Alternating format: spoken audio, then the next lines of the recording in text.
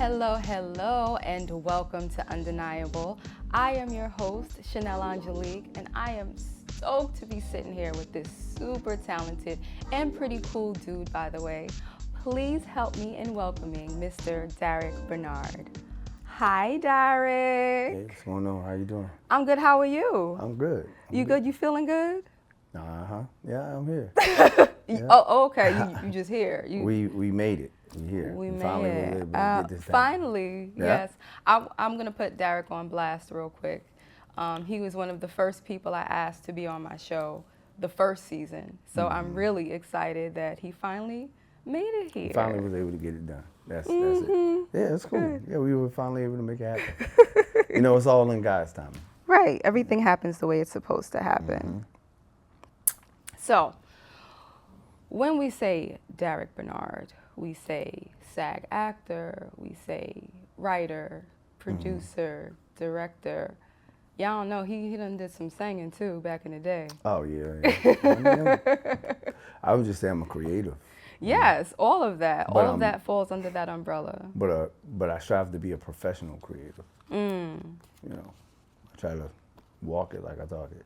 Right. Yeah. That's how you got to do it.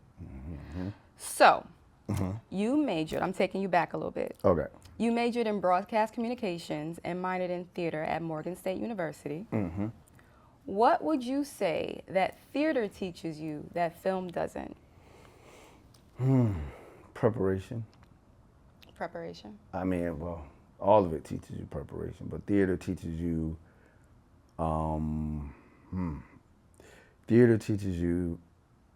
that in the moment, you got to be ready in the moment because everything is happening now. And there's no takes, there's no redos. So you have to be ready. So I guess I would say preparation and bravery. You got to be brave to get on that stage. I agree with that. Yeah, you got to be real brave, and you got to. It's a lot of belief. You got to believe in yourself a lot. So I think theater gives you bravery, teaches you preparation, teaches you readiness, listening, because when you're on that stage, you have to listen to your partner so you can understand the feel, the tone, because every night is different. It's not going to be the same. Somebody might be low energy. Somebody might be high. You might have to balance that out. So, Yeah. But yeah, theater is where you realize you're in the thick of it. Okay. Right. That's the nitty gritty of it all. Yeah. Right. And film is good. Film is the same. You still got to be ready, but there's just no do-overs in theater. Like there's no do-overs. Ain't no take two. Nope. This is it, damn it. Yep. So, staying in your college days, what advice would you give college-age Darik?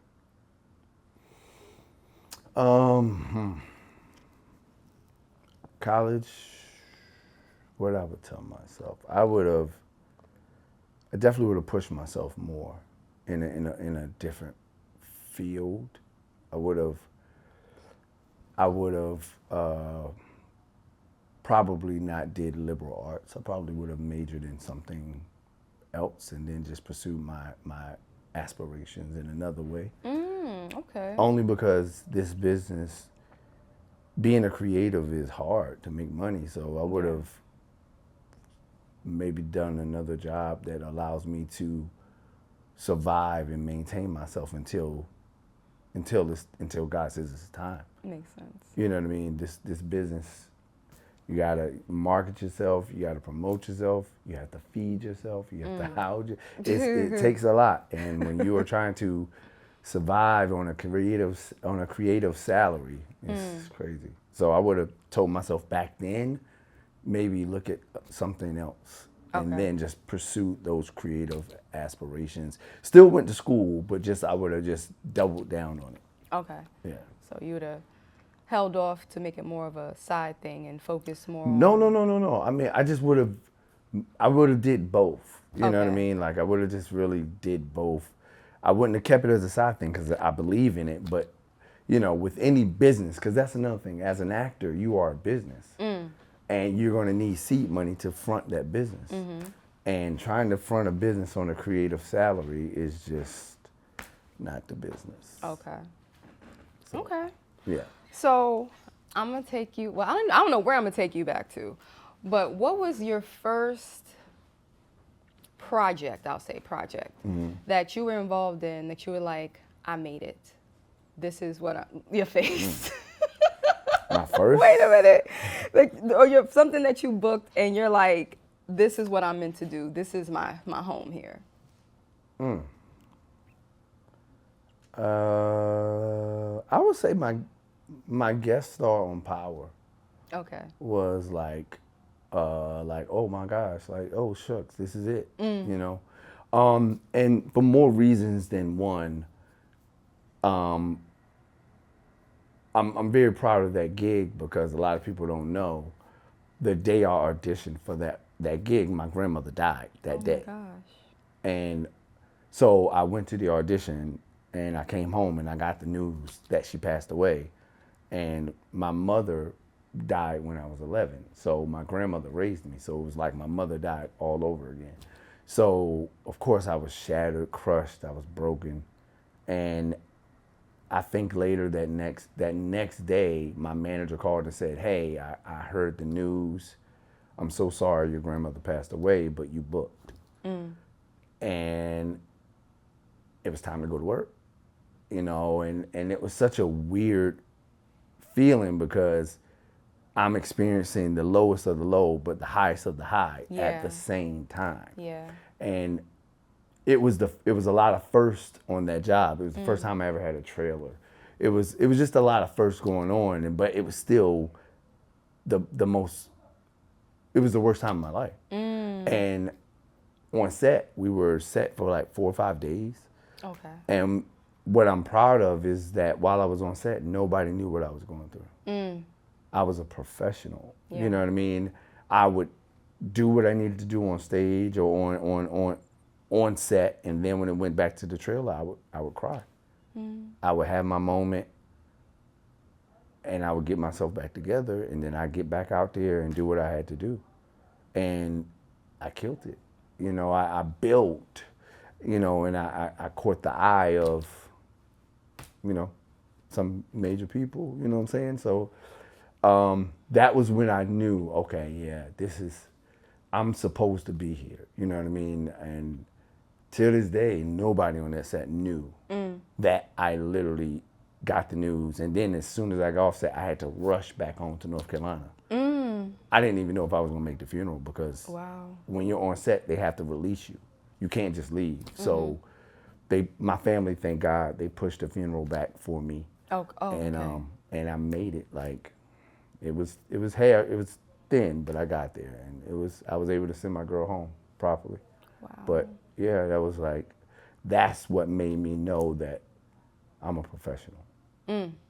And this is what I'm supposed to be doing. Yeah. Yeah. You got this. Yeah, for sure. Absolutely. I love that. Yeah. Well, you know, I don't love the story, but Yeah. I get what you're saying. came from it. Right. Now, you being a storyteller, a creator, why was it important for you to tell a story like Boys and Girls, the series? Oh, well, Boys and Girls was an outlet for me. You know, it was loosely based on my life. Okay. And my experiences. It was loosely based on how I felt internally. Okay. The characters, well, it started off with just me and meat. And I started it back at my college, Morgan State, big up. It started at Morgan State, and it was going to be a one-man show, a one-man play. That's what it initially was supposed to be. Really? Yeah, so I went to my theater professor, and I was like, I got this idea. I want to do this thing. And he was like, whoa, have you ever written a script? I was like, nope. And he basically told me what to do and how to get started. And what I started to do was just journal. And I just had notebooks and notebooks and notebooks of just journals and stories and conquest and quest and just episodes of things that I experienced. And then I was like, man, somebody's gonna do this. It's gonna be good. Somebody's gonna do it. I stopped, and then I just came to New York. Once I moved to New York to pursue acting full time, I picked it back up, and I was like, oh man, this is good. And that's when I started to learn and take classes about how to write a script, and I just put it together. But it was important for me because I felt like other men had to be going through what I was going through. Okay. And I wanted to also find a funny way to explain to women the complications we feel with our hormones, because I feel like men don't get nuanced at all.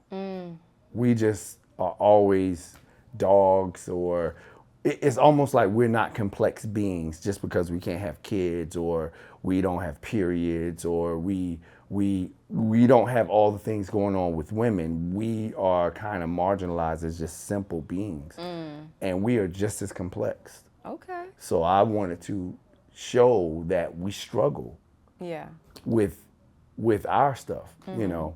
And I thought, what better way to do it through that medium and through that outlet, and it'll be funny. So that was what made me want to write it. I wanted to be a voice for men, but also bring the balance in with women.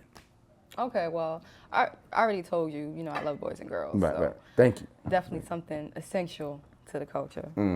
I also know you to be someone that takes acting seriously. Yeah. You take it seriously, as well as the advice you give. Right. Why are you so passionate about acting and encouraging others to dig into that passion as well? I'm passionate about it because I love it. I see what art does to people.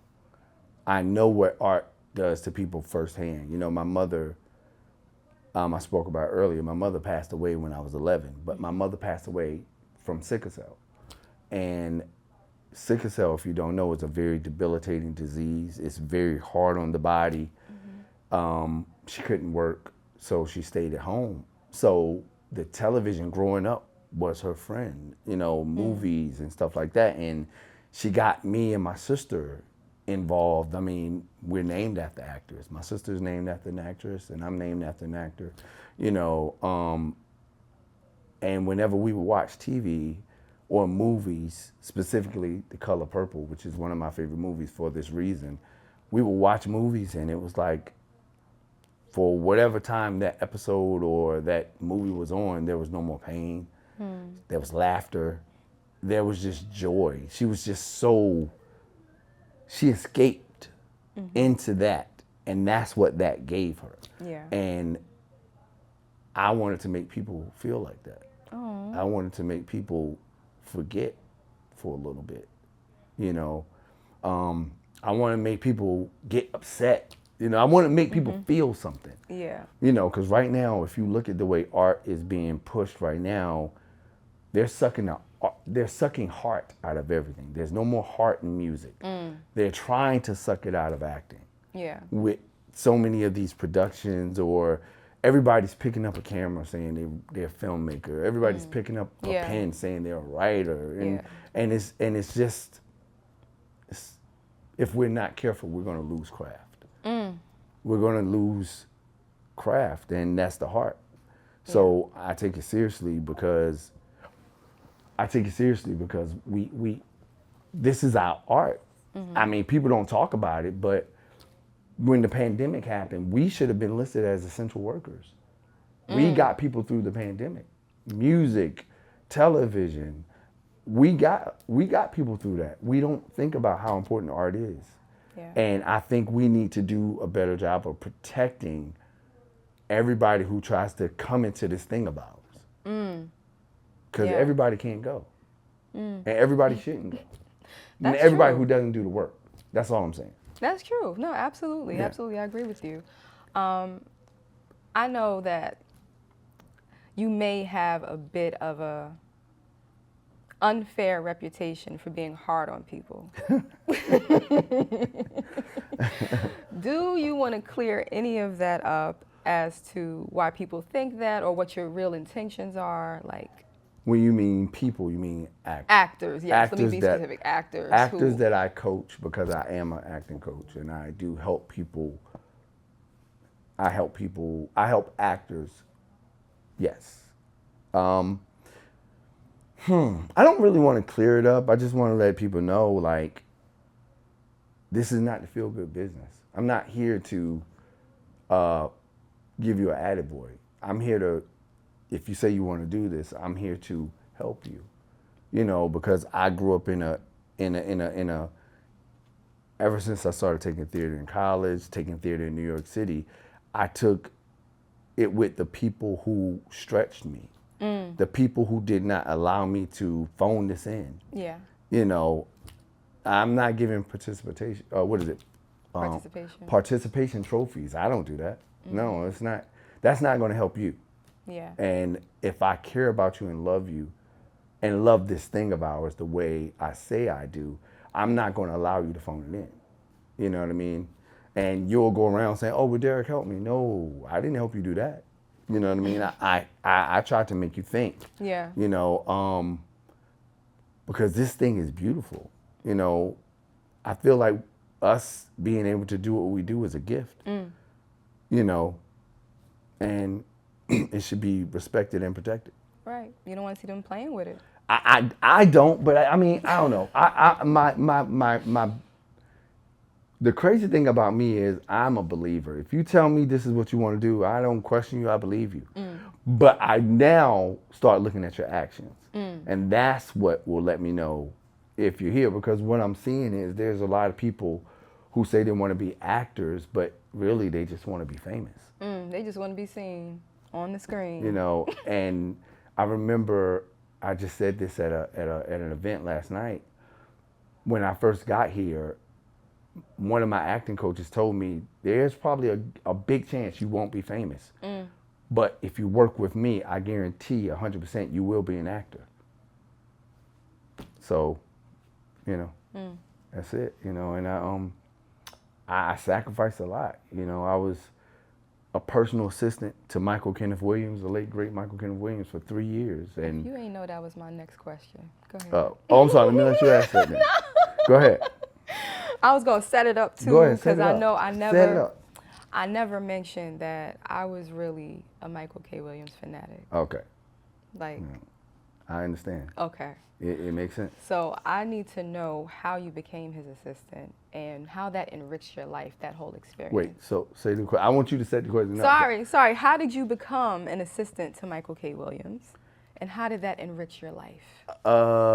Crazy thing is, and I tell people this all the time, you don't have, the Bible says it, you have not because you ask not. You know, and I want to make sure I repeat that. You have not because you ask not. And I met him, and I just worked the contact. I just always, you know, checked in. I was like, hey, you know, whatever, just text, say, hey, what's up? You know, I'm here, you know. And one day I finally was able to get him on the phone, and I just sold myself. You know, a college degree can go a long way, you know what I mean? And I'm not even gonna front.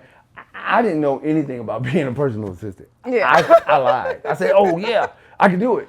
And I didn't know what I was gonna do. I just knew I wanted to learn. And he gave me an opportunity. And as he gave me an opportunity, I still didn't know what I was doing. But I never told him I didn't know what I was doing. I would always tell him, I'll figure it out. And I did, and I asked. I really, I just asked. And when I asked, I over-delivered. You know what I mean? And for those 3 years, I didn't really focus on my acting. I focused on serving. You know, because I believed Michael didn't give me an opportunity. God gave me an opportunity. I think God said, you know, you've been talking about acting. You've sacrificed so much to be here. Let's make sure you are prepared. So I'm going to give you this opportunity, and I'm going to give you a front row seat to what it's like to be a working actor, a real working actor. And I'm going to show you the highs and the lows. And when this is over, let me know what you want to do. Okay. And after those 3 years was up, I felt super prepared because most people learn show business. I learned business of show Okay. from the inside. Okay. You know what I mean? And there were so many things he taught me while working for him. He taught me professionalism. He taught me how to be on set. He taught me breaking down because I became his reader. I became like anything pertaining to acting, I was doing it. You know, Wow. I learned how to talk to the execs. I learned how to talk to the accountant. I learned so much about being an actor and being the business of the actor, because again, like I said, as actors, we are a walking business. And that opportunity was eye-opening. It was hard, Okay. you know, and not just hard for me, but hard for him. You know, I got to see what it's like when there's no job lined up. You know, Okay. yeah, and yeah, you could be on a hit show today, but then it's done tomorrow. Yeah. You know, so you know, I learned so much, and I'm so thankful to God for that, and I'm also so thankful, God rest his soul, for Mike, because he gave me an opportunity. He gave this kid from North Carolina, you know, an opportunity, and I made sure I made the best of it as much as I could, you know, and it was a good experience. I got to see parts of the world that I never thought I would get to go to. Wow. That's absolutely amazing. You know, I love all Michael K. Williams stories. So Yeah, he's prolific. yeah, absolutely. He was such a natural actor. He helped dismantle a lot of the actory things that I was doing. He took those things away. And it wasn't always nice. That's what I'm saying. Like, you know, I think when we're learning, we have to understand learning doesn't always feel good. Yeah, that's true. Because you don't learn from getting it right. You learn from getting it wrong. And the problem with us is whatever we do, we want to feel good no matter what. And it's just not going to always be that. Really, it's also there to help weed out the people who don't belong. So, yeah, I appreciate every acting teacher, coach that did not allow me to just sit and want my back stroked and want it to be coddled. You know what I mean? Because every time I got a note and it didn't feel good, it kind of made me want to go harder. Oh, okay.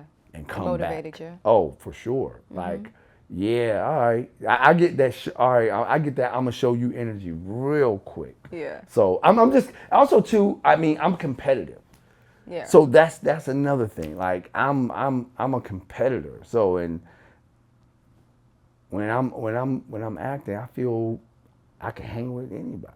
You know what I'm saying? Like I just that's just me. I feel like I can hang, man. Like, you know, I might not, you know, I feel like, shoot, you put me in the scene with Don Cheadle and Denzel, I'm not going to get swallowed up. All right. I'm going to show up. That's them heavy hitters right there he talking about. Hey, that's where it's at. He said he can hang with This is you me. heard what he said. I tell you all the time because we talk. Confidence is free. I'm not going to wait for someone to give it to me. I'm going to give it to myself first. You know? Absolutely. So. I know that's right. And this is how he talks all the time. Yeah, yeah, you know, this is me. I'm myself. I try to be all the time. What is happening with Legacy Boy Entertainment? Ah, man, right now I'm just.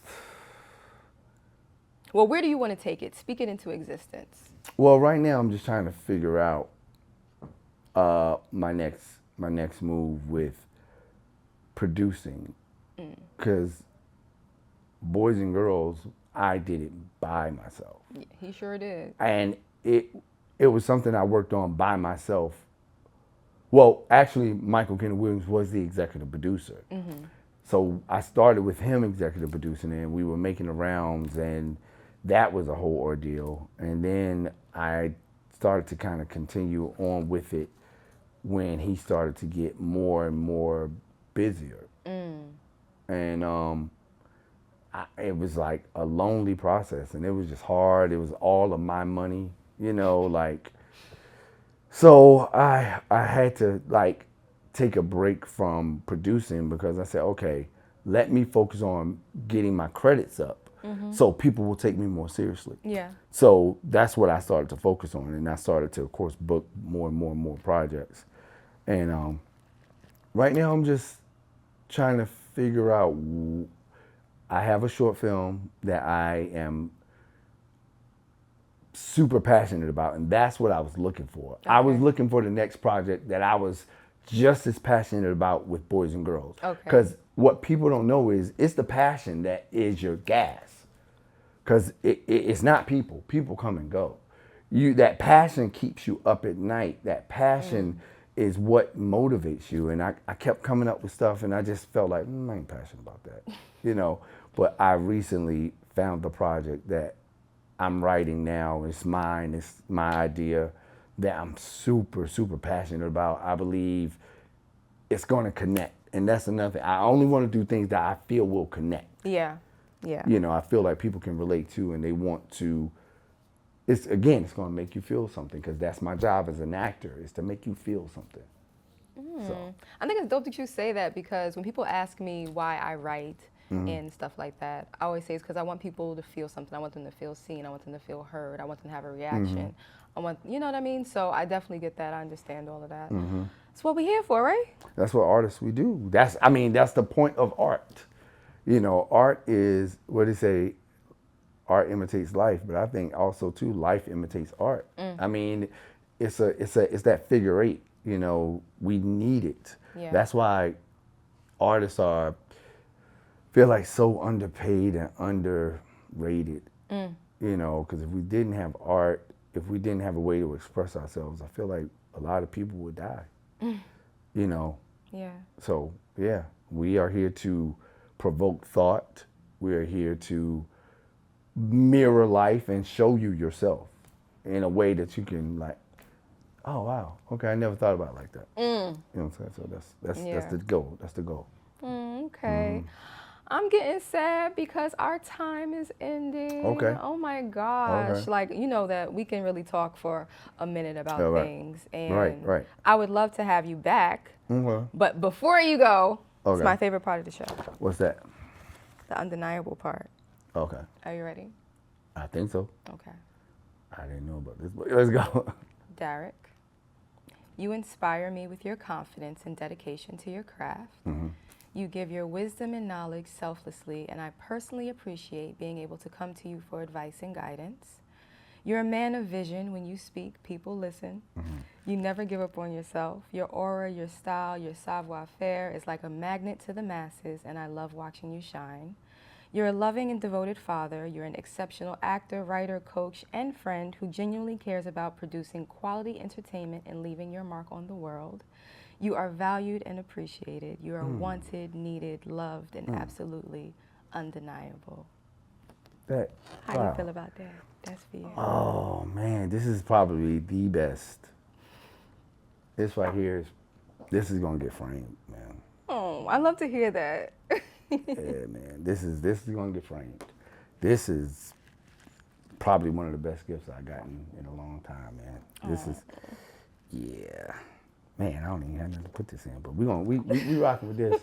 Thank you so much You're for very this. welcome. Thank you I'm for all gonna that get you like do. a little mantle so I can see this every day, man. That's what I'm talking about. I appreciate this, man. Thank you so much. I appreciate what you do, what you bring to the culture, what you bring to my life personally. Thank you. Thank you so much. Thank you for having me. Of course. Thank LeVar Studios for us being able to have a space to do this. Yeah, man. This is dope. Now, people, they want to follow you if they aren't already, because you know you popular. But how can they reach you? How can they find you? Tell them the best ways. Best way to find me is Instagram. That's probably the most I use. And my Instagram is It's Darik Bernard, ITSDARIKBERNARD. It's Darik Bernard. I'm sure she'll put it somewhere. I will. You know, so I appreciate you guys for the love. I appreciate everything. Thank you guys for supporting me and all of us, man. It's been a rough couple of years. It's been dark for artists. And, you know, we definitely need y'all support. And we're going to keep it going. We're not going to give up. We're here. We definitely are walking in our purpose. So Thank you for having me. Absolutely. Oh, you're welcome, and thank you. And thank you all for watching. I have had an exciting show. Do join me next week when I have another guest and another exciting interview. Please subscribe, like, and comment. And if you have anything to say to me, get into my DMs at undeniable_talkshow. Until next time, peace. Peace. Confidence. How you walk into a room says a lot about who you are as a person. Your smile is your physical business card.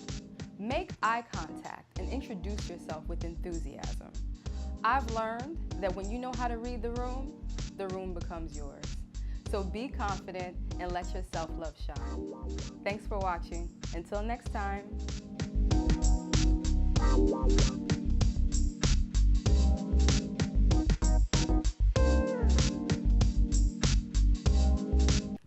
We did it. We did it. We did it.